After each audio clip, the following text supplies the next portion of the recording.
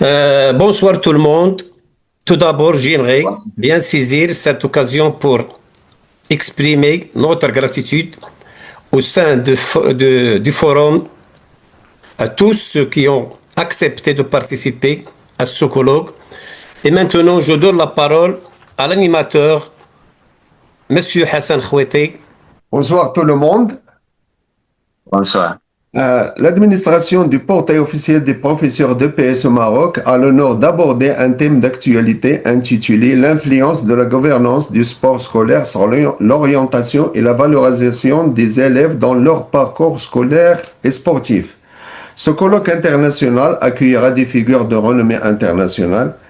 Excellences, messieurs les inspecteurs d'EPS et formateurs docteurs, chers administrateurs du portail officiel des professeurs d'EPS au Maroc, distingués représentants des pays francophones frères, mesdames, messieurs, c'est avec un immense honneur et une profonde joie que je me tiens devant vous aujourd'hui pour inaugurer ce colloque international, fruit d'une collaboration précieuse et d'une volonté partagée de faire progresser la cause du sport scolaire. Permettez-moi tout d'abord de vous souhaiter la plus cordiale bienvenue au portail officiel des professeurs d'EPS au Maroc, plateforme d'accueil et d'échange, ainsi qu'à nos amis et collègues qui nous rejoignent depuis le Maroc et les différents pays francophones frères. Votre présence nombreuse témoigne de l'importance capitale du sujet qui nous réunit.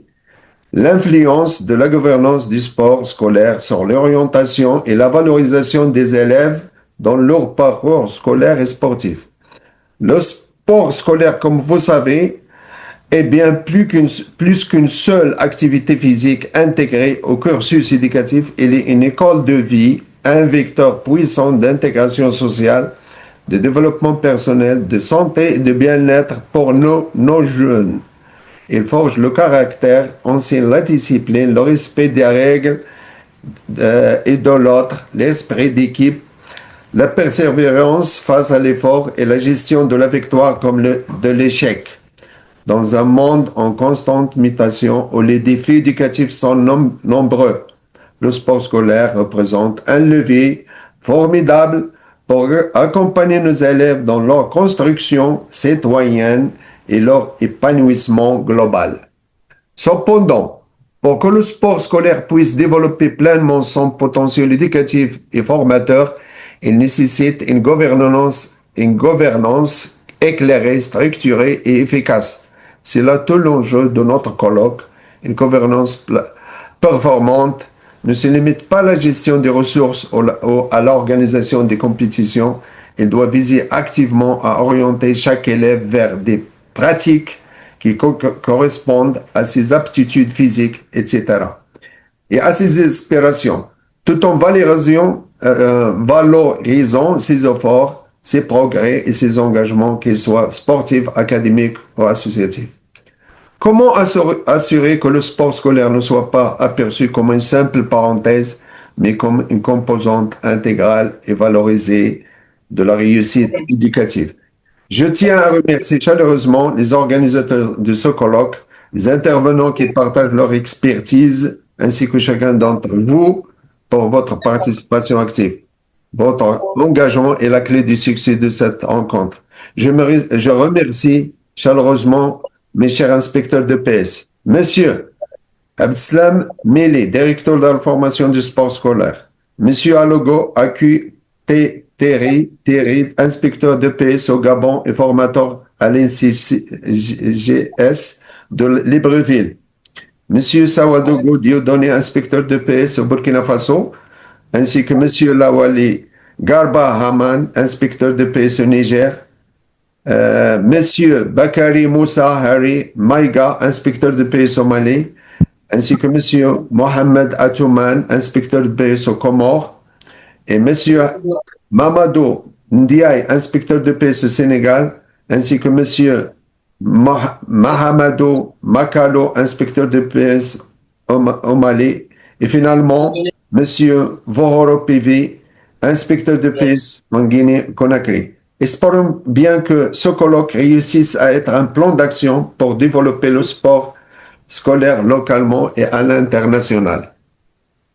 Maintenant, Nous abordons le sujet en question et je donne la parole à Monsieur le directeur de la promotion du sport scolaire au Maroc, Monsieur le docteur Mili Abdeslam. À vous le partage, Monsieur. Bonjour à l'administration du portail officiel d'éducation physique et sportive, M. Ansari, c'est Aziz. Merci beaucoup pour l'organisation de ce séminaire international avec nos amis africains et marocains. Je souhaite la bienvenue à nos chers collègues, inspecteurs et collègues africains, que ce soit intervenants, que ce soit je salue en même temps nos amis marocains, collègues marocains, que ce soit intervenants ou assistants à ce séminaire. En fait, je partage avec vous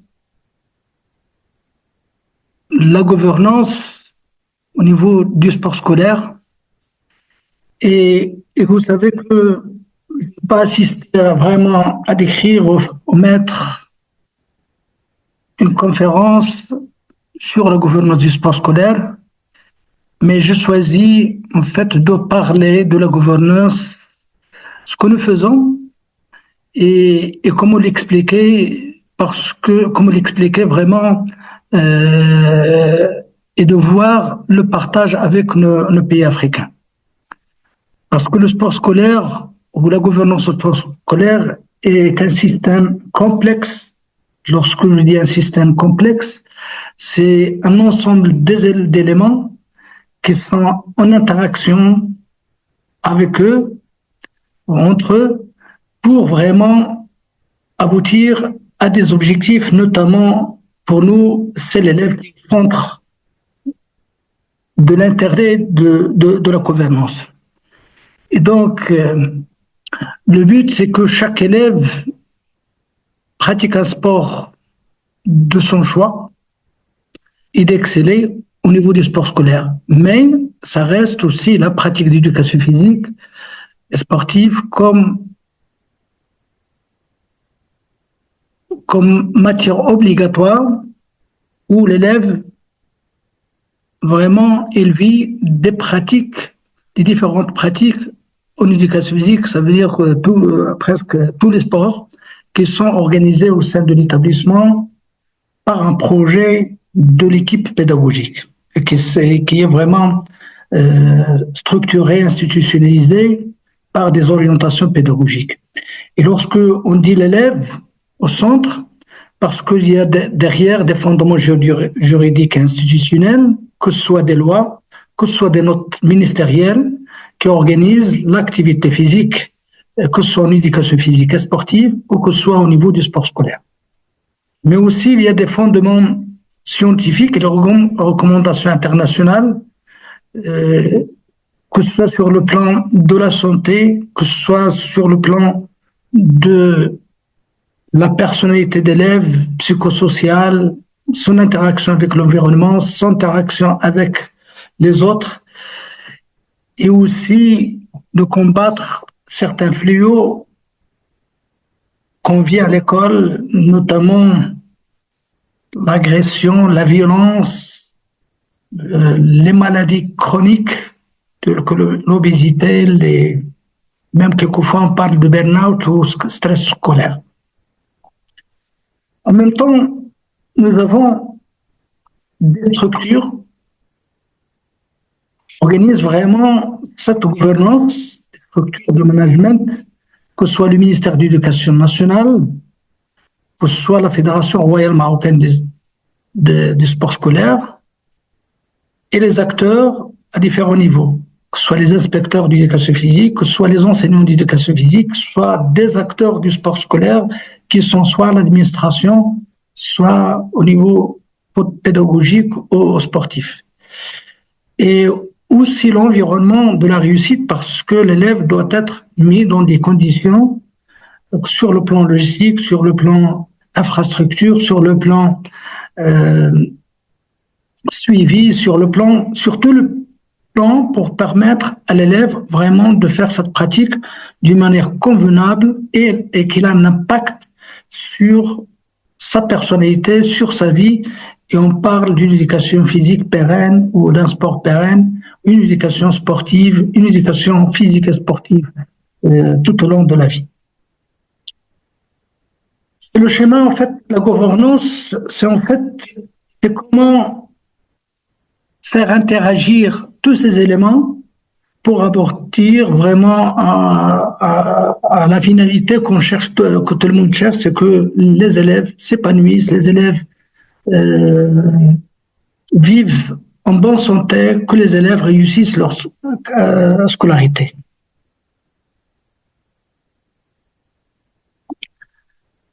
La mission chez nous, la vision, c'est que chaque élève pratique un sport de son choix et d'exceller.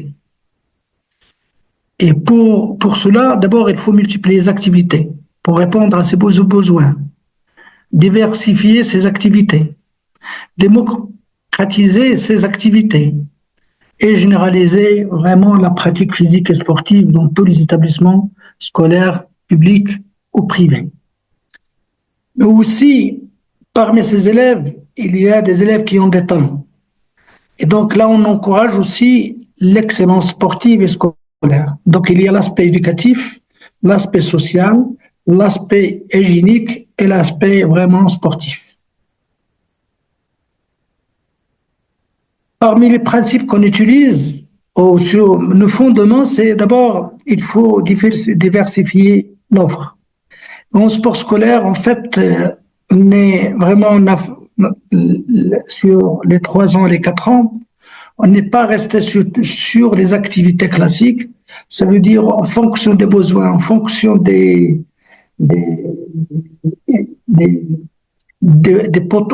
potentiel, des capacités des élèves, chacun peut choisir un sport là où il peut vraiment aller plus loin, que ce soit sur le plan éducatif ou sportif. Et d'ailleurs, en Covid, on a organisé des compétitions en ligne et dans ces compétitions, des élèves participent avec des capsules vidéo, mais qui sont vraiment gérées par un système du ministère de l'Éducation nationale pour vraiment les évaluer. Et on a trouvé que des élèves pratiquent des sports que l'école ne peut pas vraiment, que l'école considère que ce sont des sports vraiment ne font pas partie du programme scolaire, etc. Et donc, on s'est dit d'aller vers la diversification de l'offre, mais aussi de garder la parité des sexes, 50%, 50%, l'éducation inclusive aussi pour les enfants en situation, les personnes en situation de handicap. L'équité territoriale, nous, on organise des championnats partout au Maroc, dans toutes les régions, dans toutes les villes, dans tous les villages, et pour vraiment encourager toujours cette pratique physique. L'éducation à l'environnement, c'est un principe aussi qu'on essaie de mettre en œuvre avec l'association des enseignants de la SVT, des sciences de la vie de la Terre, pour montrer aux enfants comment respecter la nature, comment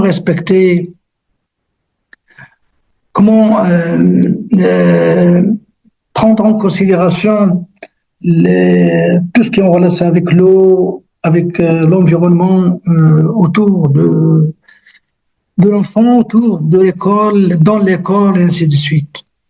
Et la citoyenneté du patrimoine, c'est une activité, en plus, les valeurs olympiques.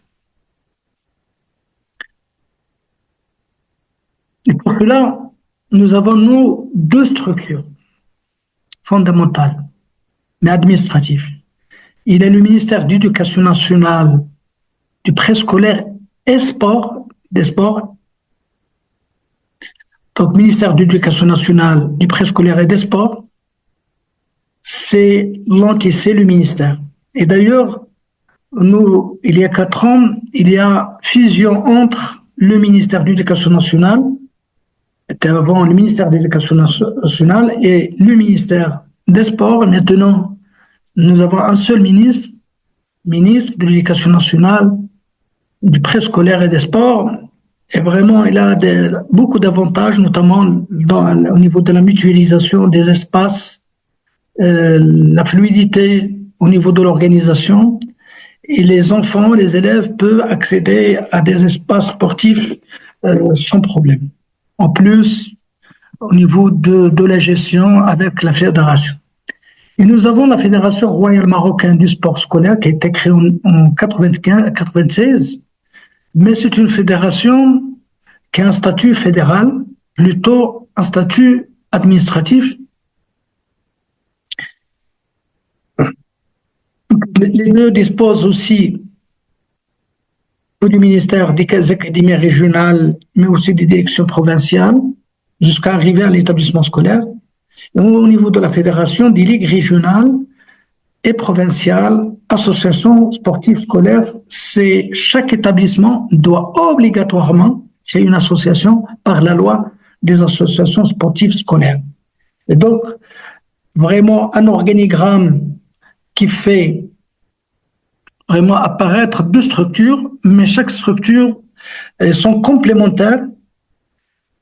Normalement, que ce soit au niveau hiérarchique, ça veut dire il y a une administration, il y a des directions au niveau régional et aussi jusqu'à l'école.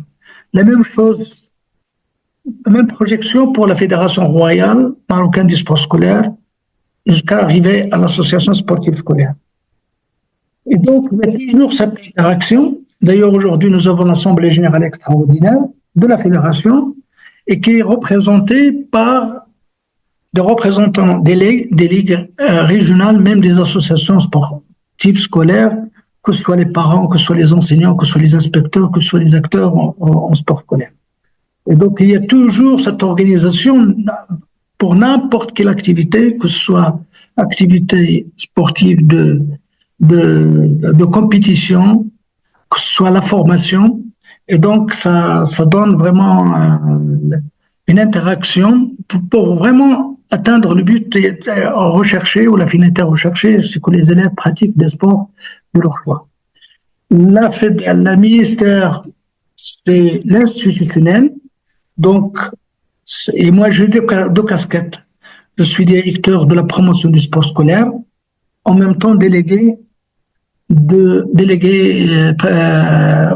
président délégué de la Fédération royale marocaine du sport scolaire, sachant que M. le ministre, qui est le président de la Fédération royale marocaine du sport scolaire. Et là, le ministère, il a un programme, il y a des décisions, il y a des réformes, et la fédération, il appuie en fait financièrement, mais aussi techniquement, les activités du ministère. Les associations sportives scolaires sont créées et les élèves sont considérés comme des adhérents. Donc, ils ont à peu près 1 euro pour chaque élève. Et donc, la fédération, l'association sportive au niveau des établissements garde 65% de la recette. Au niveau de la province, 10%. Au niveau de la ligue, 10%. Et au niveau de la fédération, 15%. Plus la fédération reçoit récemment, il y a 2 ans, des subventions de l'État qui sont vraiment réparties, et la subvention, elle envoie la subvention aussi, une part est envoyée aux ligues régionales pour vraiment financer encore, renforcer les activités au niveau régional, et provincial et local. Donc, c'est le schéma vraiment des structures qui nous permettent de voir comment, au niveau de la gouvernance,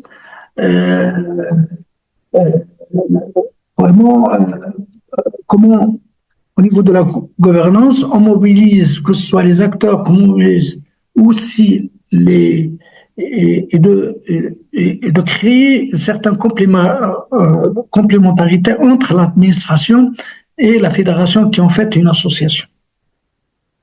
Vous voulez me comprendre?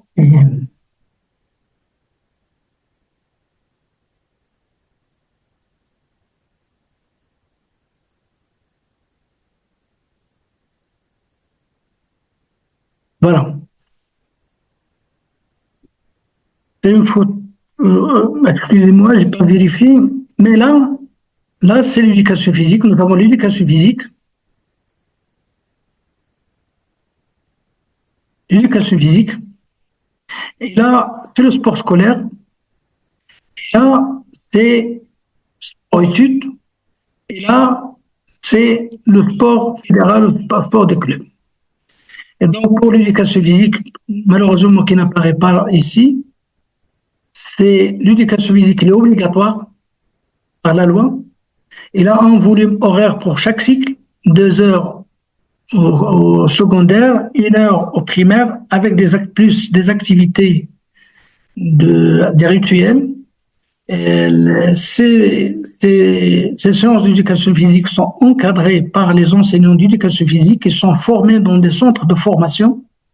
Nous sommes à peu près à 12 000 enseignants d'éducation physique. Des infrastructures aussi, que ce soit des terrains dans les établissements ou les espaces à l'extérieur de l'établissement qui sont maintenant gérés par le ministère de l'Éducation nationale, du préscolaire et des sports lorsqu'il y avait la fusion entre les deux établissements, entre les deux ministères. Il y a les orientations pédagogiques, ce sont des instructions, comment fonctionne l'éducation physique. Et nous avons aussi la formation, que ce soit la formation initiale et continue des enseignants, et les guides pour le primaire. Et le collège, nous sommes en train de les finaliser, de les travailler en plus dans un projet. C'est vrai qu'ils travaillent, ils ont le projet d'établissement, mais aussi ils ont des projets de cycle. Les enseignants, ils sont rodés, mais on essaie maintenant d'harmoniser en fait le travail entre les enseignants. Le sport scolaire, en fait, là, c'est volontaire parce que c'est le prolongement de l'éducation physique et sportive. Ça permet de découvrir le potentiel des élèves en activité parce qu'il y a une spécialisation, parce qu'il choisit un sport. Et dans ce sport, donc, soit il se découvre lui-même ou soit par l'enseignant et qui peut l'orienter vers soit sport-études, soit vers le club. Un encadrement, les profs d'éducation physique, la même infrastructure, la programmation aussi, et après on organise des championnats au niveau local, provincial, régional, jusqu'au niveau national. C'est un projet royal parce qu'il a été signé devant Sa Majesté. Et donc, c'est de prendre ou détecter, les élèves détectés au niveau, que ce soit dans les établissements, surtout au niveau des clubs, sont inscrits dans ces structures de sport-études où il y a un aménagement horaire. C'est le matin, c'est l'éducation, tout ce qui est scolaire, et l'après-midi, c'est les élèves rejoignent leur club ou même parce que même au niveau des sports-études, nous avons des établissements où il y a tout ce qu'il faut. Donc ils sont dans l'établissement, ils suivent les cours le matin et l'après-midi, ils sont dans des espaces sportifs de l'établissement, que ce soit judo, karaté, et là, foot, tous les sports. Et des établissements où il y a des structures, il n'y a pas vraiment de structures sportives de haut niveau, donc ils poursuivent les études au niveau de l'établissement, ils rejoignent les clubs, soit par transport ou les structures sportives de côté de proximité. Et donc nous avons des structures de proximité. C'est un lien avec, c'est pour ne pas vraiment mettre tous les enfants dans le système internat, peuvent rejoindre directement leur famille, surtout pour les jeunes. Et nous avons des structures régionales, c'est les prendre pour chaque académie. Nationale, maintenant on travaille sur le national pour mettre les élèves de haut niveau top. C'est vrai que nous l'avons en foot, mais on va généraliser ça pour les autres sports. Il y a un suivi scolaire pour ces élèves et des championnats aussi scolaires qu'on appelle les championnats d'excellence. C'est les championnats concernant les élèves des classes sport-études parce qu'ils ont un niveau sport plus que les autres. Et l'encadrement, en fait, il est partagé. Tout ce qui est éducation, scolarité, c'est le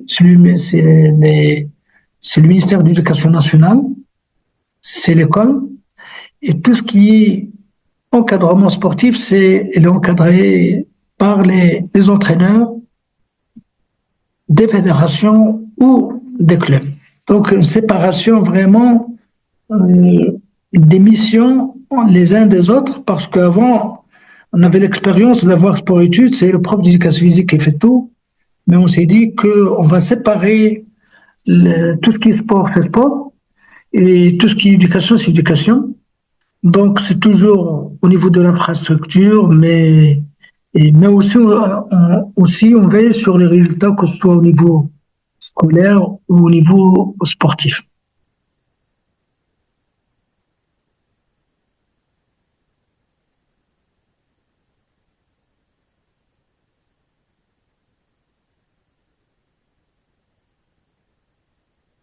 En fait, le bilan, c'est que nous avons d'abord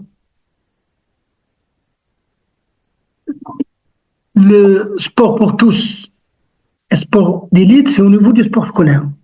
Ça veut dire, je prends l'exemple, le sport scolaire au niveau du collège, c'est 4 heures, 2 heures d'éducation physique, 2 heures sport pour tous et 2 heures sport d'élite.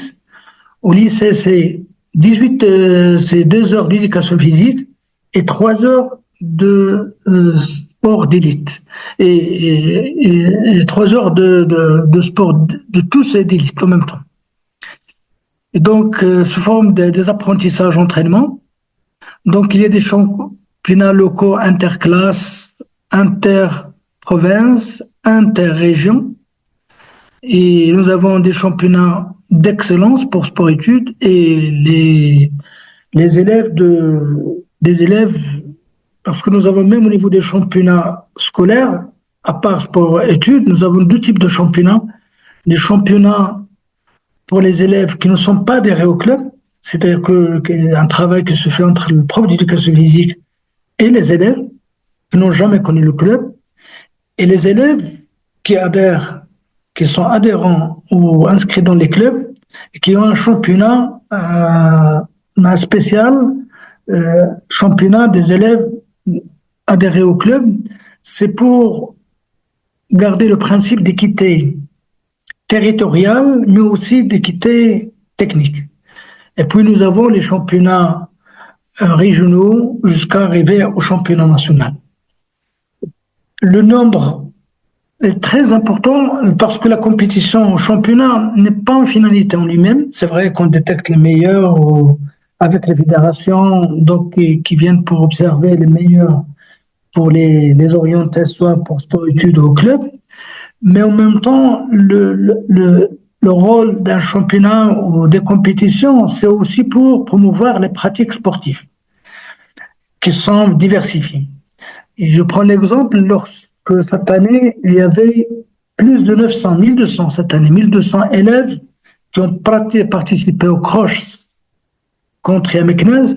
Ça veut dire, à la base, on part avec 200 000 élèves qui sont vraiment participés à cette compétition. Et plus qu'on augmente le nombre au niveau national, plus qu'on augmente au niveau national. Et on organise à peu près 56 championnats, cette année 56 championnats nationaux dans différentes activités physiques et sportives. Environ 10 000 élèves y participent avec 50% garçons, 50% filles. Il y a des championnats mixtes, comme le volleyball mixte, ça veut dire des élèves garçons et filles dans une même équipe. Basket aussi. Les championnats d'éducation inclusive, ça veut dire avec c'est un championnat qui concerne tout le monde. En athlétisme, surtout en athlétisme, les élèves valides et les élèves les élèves temporairement valides et les élèves non valides. Toutes les régions sont programmées. Il y a un championnat d'excellence, comme je disais tout à l'heure. En plus, il y a des activités en parallèle, que ce soit la signature de la charte de l'environnement, d'assister à des ateliers de respect de l'environnement, des visites vers des sites environnementaux. Et donc voilà, c'est pour créer cette culture, que ce soit culture sportive, culture environnementale, mais culture patrimoine.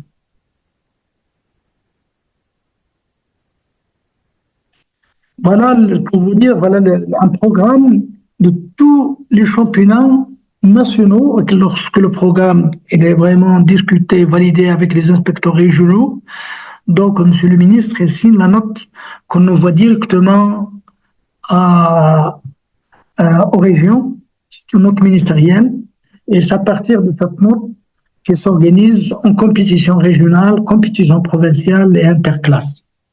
Et le nombre, le fait de dire 56 championnats, c'est pas facile. C'est presque chaque semaine, il y a des compétitions. Donc, nous, on reçoit les élèves au niveau national chaque jeudi le soir. Et donc, ils sont hébergés et on assure l'hébergement, la restauration dans des hôtels, vraiment des meilleurs hôtels, mais ou bien des sites d'estivage vraiment de haut niveau. Et même nous avons le site le site de la fédération. Et de toute façon, on atteint presque au niveau, chaque mois, plus de 50 000 vues jusqu'à 10 000 vues. Et nous avons aussi, les championnats sont transmis en direct sur Facebook avec l'équipe, généralement des profs d'éducation physique, que ce soit les organisateurs, les journalistes, tout ce qui est médias, et la transmission se fait sur le ministère de l'Éducation nationale, sur le site ou bien sûr le Facebook du ministère de l'Éducation nationale. C'est pour vraiment que chaque mère, chaque parent peut voir, chaque père peut voir son fils courir, même les élèves peuvent voir leurs amis. On voit des interactions sur Facebook, du courage, et voilà. Ça donne vraiment l'encouragement à pratiquer le sport et vraiment à adhérer. Et la plupart des jeunes, la majorité rêvent de venir assister ou participer aux championnats nationaux. Avant, on avait des problèmes même avec les filles et les parents maintenant, tout parce qu'ils se sentent en sécurité. Et vraiment, les choses, ça leur donne quand même envie de participer. Voilà, beaucoup de niveau de sport-études. On a commencé au début avec même en 2019-2020 avec 2 classes de sport-études dans 2 villes. C'était à 150 élèves. Nous sommes maintenant à 8050. On espère atteindre les 15 000 prochainement, parce qu'il y a d'autres fédérations, parce que le foot, c'est vrai que le foot, il prend la part. Et comme sport-études, il a donné de bons résultats au niveau scolaire. Pas de perdition scolaire au niveau du collège, presque la réussite 100%, même au baccalauréat. C'est vrai qu'il y a des disparités entre les établissements, c'est pour cela qu'on descend quelquefois à 88, mais en moyenne, en économie 96, en sciences naturelles, baccalauréat, c'est plus de 80, mieux que la norme nationale, pour la simple raison, c'est que les élèves sont mis dans un environnement environnement qui adapte le double projet, que ce soit scolaire ou que ce soit sport.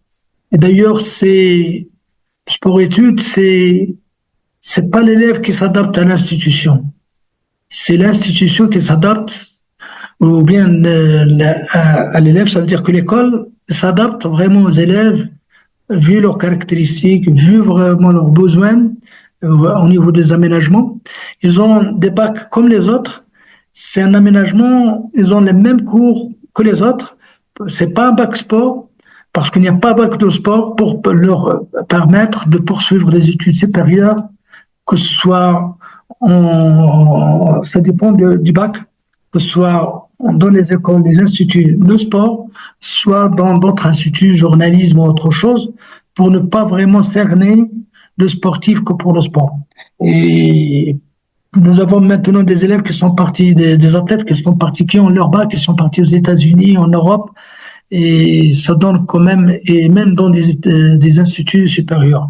Et les meilleurs élèves qui ont des bonnes moyennes, très bonnes moyennes, au baccalauréat plus, ils ont des médailles à l'international au niveau sport scolaire, ils reçoivent une bourse de $100 par mois jusqu'à qu'elle termine ses études supérieures. Il suffit qu'ils présentent à la fédération l'attestation de poursuite des études chaque année.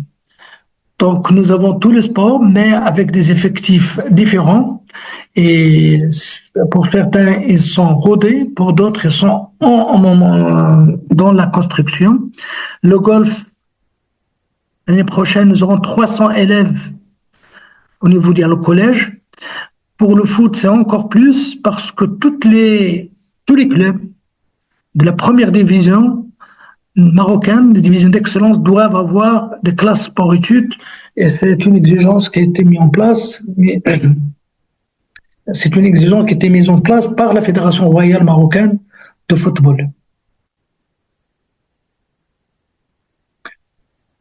L'effectif des enseignants, c'est 12 000, non plus, c'est 12 000, c'est 11 000, c'était l'année dernière, qui encadre à peu près 8 millions d'élèves.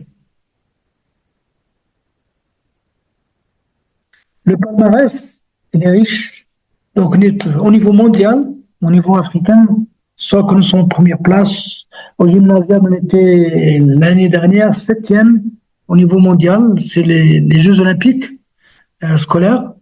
Donc, meilleure performance par rapport avec 45 médailles, 16 médailles d'or, 12 médailles d'argent, 17 médailles de bronze, et grâce vraiment à cette structure, notamment sport-études.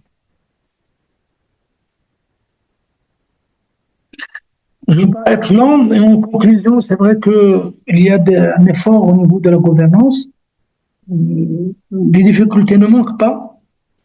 Les contraintes ne manquent pas, mais on essaie d'adapter vraiment ces contraintes, quelquefois qu'on les rende des opportunités pour réfléchir sur d'autres actions avec d'autres partenaires pour vraiment améliorer que ce soit la pratique sportive, la performance sportive et la réussite scolaire. Et merci.